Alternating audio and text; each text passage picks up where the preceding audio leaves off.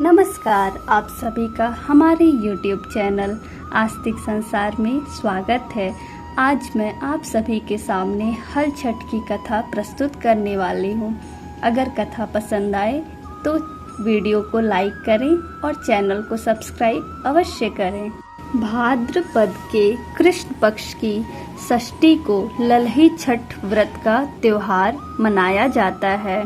इसे हल छठ, हर छठ, पिन्नी छठ, खमर छठ, राधन छठ, चंदन छठ, तीन छठी, तिन्नी छठ, ललही छठ आदि नामों से भी जाना जाता है। इस दिन षष्ठी माता की पूजा की जाती है। जन्माष्टमी से ठीक 2 दिन पहले मनाए जाने वाले हल छठ के पर्व को श्री कृष्ण भगवान के बड़े भ्राता बलराम की जयंती के रूप में भी जाना जाता है। बलराम, जिन्हें बलदेव, बलभद्र और बलदेव के नाम से भी जाना जाता है, वास्तव में शेषनाग के अवतार थे। बलराम को हल और मूसल से खास प्रेम था। यही उनके प्रमुख अस्त्र भी थे।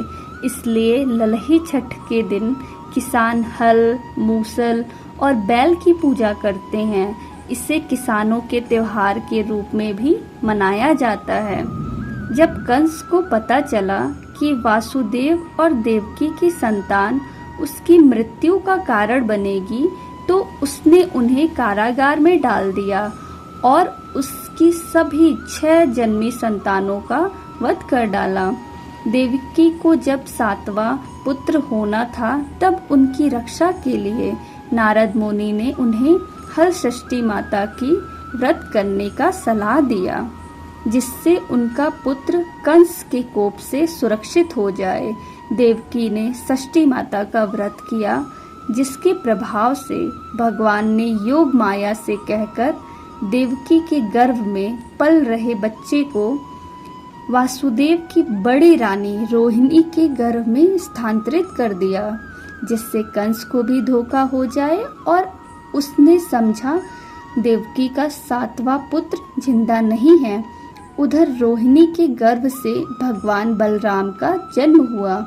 भगवान कृष्ण के बड़े भाई बलराम का जन्म भादो मास के कृष्ण पक्ष की षष्ठी को हुआ। इसलिए इस दिन को बलराम जयंती भी कहा जाता है। इसके बाद देवकी के गर्भ से 8वें पुत्र के रूप में श्री कृष्ण जी का जन्म हुआ।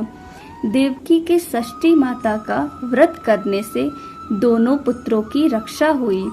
इसलिए यह व्रत स्त्रियां अपने संतान की दीर्घायु और स्वास्थ्य के लिए करती हैं। संतान प्राप्ति के लिए भी महिलाएं हल षष्ठी का व्रत करती हैं। भगवती षष्ठी देवी शिशुओं की अधिष्ठात्री देवी मानी जाती हैं। इनकी पूजा से संतान को दीर्घायु प्राप्त होती है।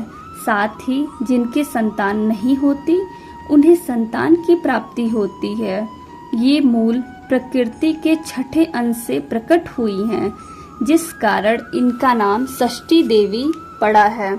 भगवती षष्ठी देवी अपने योग के प्रभाव से शिशुओं के पास सदा वृद्ध माता के रूप में अप्रत्यक्ष रूप से विद्यमान रहती हैं। ये इनकी यानी शिशुओं की रक्षा करने के साथ साथ इनका भरण पोषण भी करती हैं। ये देवी बच्चों को स्वप्न में कभी रुलाती हैं, कभी हंसाती हैं, कभी खिलाती हैं, तो कभी दुलार करती हैं।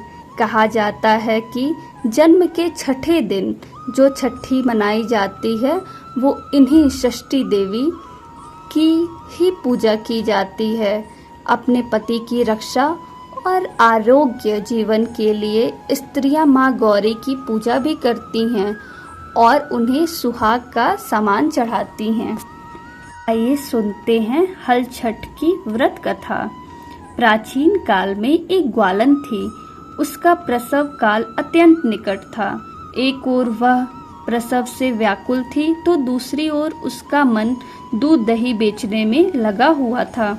उसने सोचा कि यदि प्रसव हो गया तो दही यूं ही पड़ा रह जाएगा।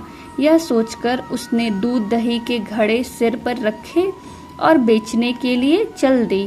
किंतु कुछ दूर पहुंचने पर उसे असहनीय प्रसव पीड़ा हुई। वह एक छरबेरी की ओट में चली गई और वहां एक बच्चे को जन्म दिया। वह बच्चे को वहीं छोड़कर पास के गांव में दूध दही बेचने चली गई। संयोग से उस दिन हल षष्ठी थी। गाय भैंस के मिश्रित दूध को केवल भैंस का दूध बताकर उसने सीधे साधे गांव वालों में बेच दिया। उधर जिस झरबेरी के नीचे उसने बच्चे को छोड़ा था, उसके समीप ही खेत में एक किसान हल जोत रहा था। अचानक उसके बैल भड़क उठे और हल का फल शरीर में घुसने से वह बालक मर गया। इस घटना से किसान बहुत दुखी हुआ, फिर भी उसने हिम्मत और धैर्य से काम लिया। उसने झरबेरी के कांटों से ही बच्चे के चीरे हुए पेट में टाँके लगाए और उसे वहीं छोड़कर चला गया। कुछ देर बाद ग्वालिन दूध बेचकर वहां आ पहुंची। बच्चे की ऐसी दशा देखकर उसे समझते देर नहीं लगी कि यह सब उसके पाप की सजा है। वह सोचने लगी कि यदि मैंने झूठ बोलकर गाय का दूध न बेचा होता और गांव की स्त्रियों का धर्म भ्रष्ट न किया होता तो मेरे बच्चे की यह दशा न होती। अतः मुझे लौटकर सब बातें गांव वालों को बताकर प्रायश्चित करना चाहिए। ऐसा निश्चय कर वह उस गांव में पहुंची और जहां उसने दूध दही बेचा था, वह गली गली घूमकर अपनी करतूत और उसके फल स्वरूप मिले दंड का बखान करने लगी। तब स्त्रियों ने स्वधर्म रक्षार्थ और उस पर रहम खाकर उसे क्षमा कर दिया और आशीर्वाद दिया। बहुत सी स्त्रियों द्वारा आशीर्वाद लेकर जब वह पुनः झरबेरी के नीचे पहुंची तो यह देखकर आश्चर्यचकित रह गई कि वहां उसका पुत्र जीवित अवस्था में पड़ा है। तभी उसने स्वार्थ के लिए झूठ बोलने का ब्रह्म हत्या के समान समझा और कभी न झूठ बोलने का प्रण किया।